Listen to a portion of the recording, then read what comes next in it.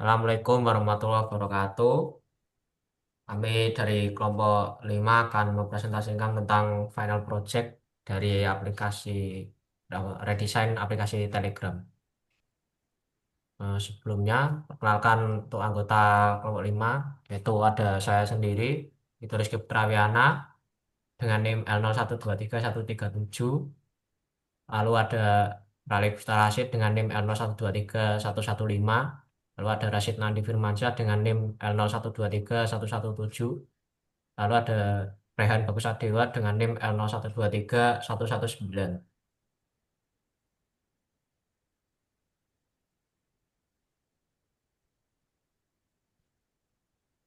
Untuk yang pertama, eh, ada sitemap. Untuk sitemapnya di aplikasi ini, main screen itu sebagai pusat semua aktivitas chat.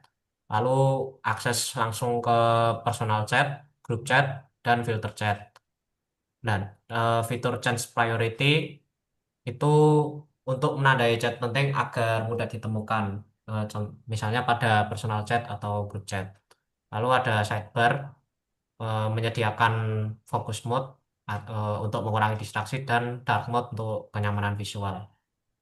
Struktur sitemap ini dibuat sederhana dan efisien supaya fitur utama cepat diakses tanpa alur yang rumit.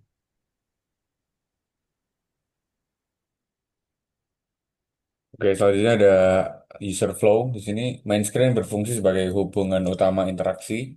Lalu filter chat atau chip memungkinkan penyaringan chat secara instan berdasarkan kategori. Lalu sidebar menu menyediakan focus mode untuk menyembunyikan chat non-priority. Lalu ada change priority di personal dan group chat untuk memperbarui level prioritas dan label chat. Lalu semua perubahan tersinkron otomatis dan langsung tercermin di main screen.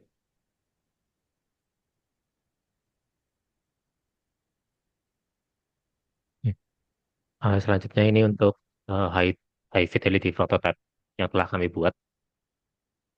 Nah, di sini kita menyediakan dua mode ya untuk light mode dan dark mode. Untuk linknya sendiri bisa dibuka mengenai lewat link yang ada di PowerPoint.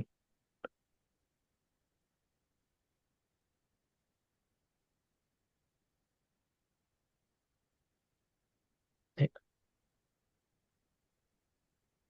Di setting feed dulu Mas gitu.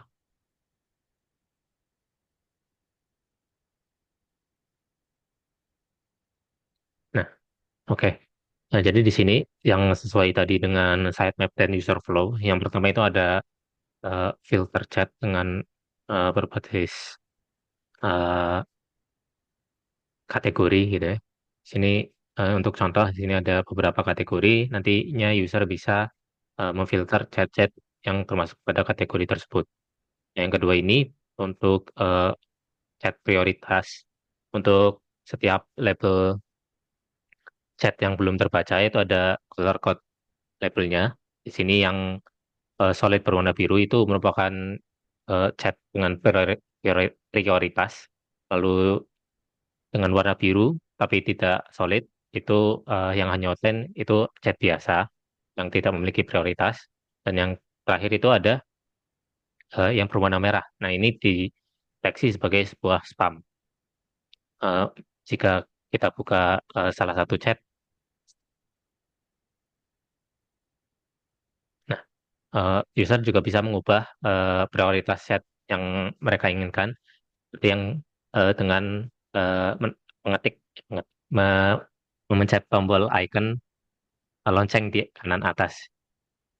Coba dipencet. Nah, ini berarti jadi di hide notifikasinya.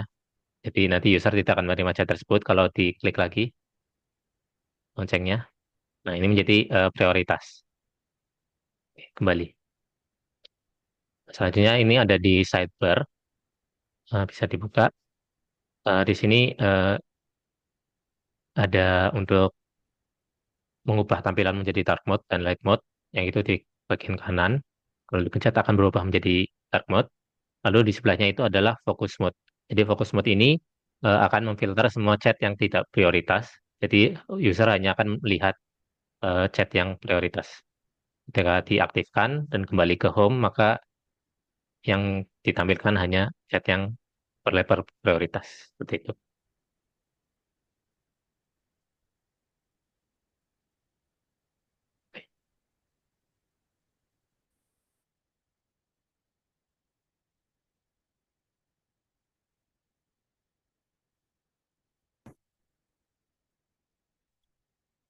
Oke, yang selanjutnya evaluation.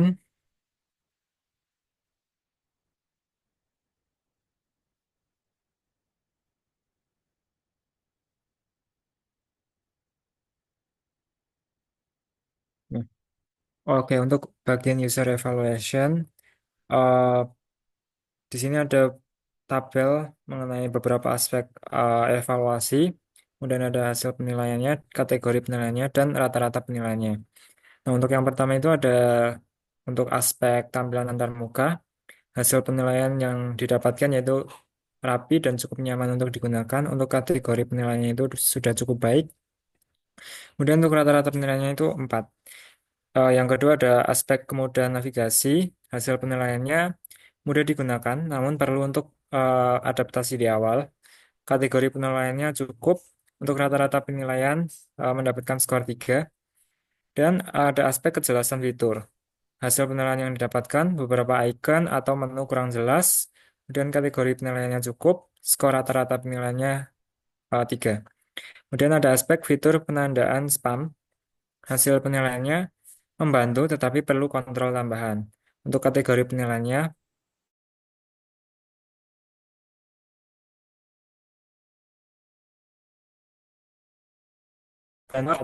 seluruh hasil penilaiannya diterima pengguna dengan rating dominan 3-4. Kategori penilaian cukup baik. Kemudian untuk skor rata-rata penilaian mendapatkan nilai 3,5. Nah, berdasarkan hasil evaluasi usability, redesign aplikasi Telegram berada pada tingkat penerimaan yang cukup baik dengan mayoritas penilaian pada skala 3 hingga 4. Pengguna menilai tampilan aplikasi sudah rapi, konsisten, dan fungsional, serta masih mudah digunakan untuk aktivitas komunikasi sehari-hari. Namun, beberapa pengguna masih mengalami kebingungan ringan pada navigasi dan merasa perlu adanya peningkatan kejelasan fitur, terutama terkait sistem otomasi seperti penandaan spam. Secara keseluruhan, desain telah memenuhi kebutuhan dasar pengguna, tetapi masih memerlukan penyempurnaan agar pengalaman penggunaan menjadi lebih jelas, nyaman, dan optimal.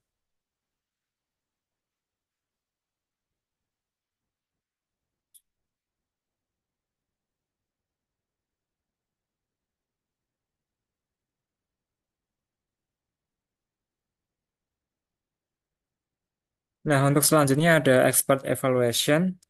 Di sini ada 10 heuristic evaluation. Yang pertama itu ada konsistensi and standard dengan total skor 10 dan nilai rata-ratanya 2. Kemudian yang kedua ada estetik dan minimalis desain dengan total skor 10 dan nilai rata-ratanya 2. Yang ketiga ada visibility of system status dengan total skor 6 dan nilai rata-ratanya 1,2. Yang keempat ada error prevention dengan total skor 6 dan nilai rata-rata 1,2. Yang kelima ada flexibility and efficiency of use mendapatkan total skor 6 dan nilai rata-rata 1,2. Yang keenam ada match between system and the real world dengan total skor 5 dan nilai rata-rata 1. Yang ketujuh ada recognition rather than recall dengan total skor 5 dan nilai rata-rata 1. Yang kedelapan ada help user recognize, diagnose, and recover from errors mendapatkan total skor 5 dan rata-rata 1. Kemudian yang kesembilan ada help and documentation mendapatkan total skor 4 dan nilai rata-rata 0,8. Kemudian yang terakhir ada user control and freedom dengan total skor 2 dan nilai rata-rata 0,4. Nah, berdasarkan hasil heuristic evaluation, redesign aplikasi Telegram memiliki tingkat usability yang cukup baik. Permasalahan tingkat sedang terdapat pada aspek konsistensi and standar serta estetik dan minimalis desain, sehingga belum menjadi fokus utama perbaikan. Beberapa aspek lain seperti visibility of system status, error prevention, and flexibility and efficiency of use hanya menunjukkan masalah ringan. Sementara itu, user control and freedom dinilai sangat baik dan tidak menjadi permasalahan utama. Nah, secara keseluruhan, redesign aplikasi Telegram sudah layak sudah layak digunakan, namun masih memerlukan peningkatan dan konsistensi desain dan kualitas tampilan visual.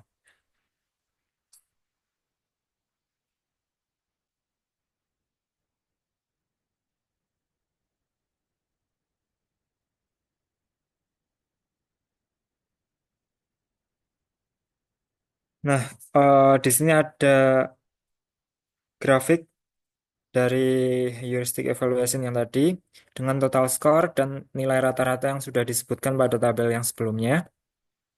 Kemudian berdasarkan grafik ini, aspek konsistensi and standard serta estetik dan minimalis desain memiliki skor dan nilai rata-rata tertinggi sehingga menjadi permasalahan usability yang paling menonjol dan perlu diprioritaskan untuk perbaikan.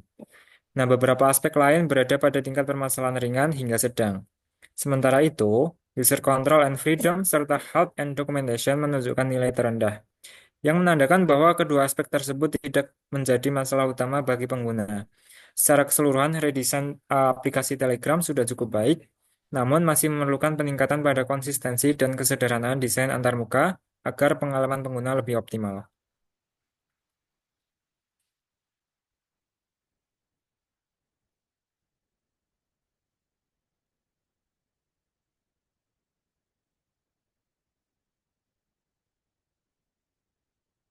Oke, baik. Cukup sekian presentasi dari kelompok kami. Apabila ada kekurangan dalam penyampaian presentasi atau ada kesalahan kata yang kami sampaikan, mohon dimaafkan. Cukup sekian. Wassalamualaikum warahmatullahi wabarakatuh.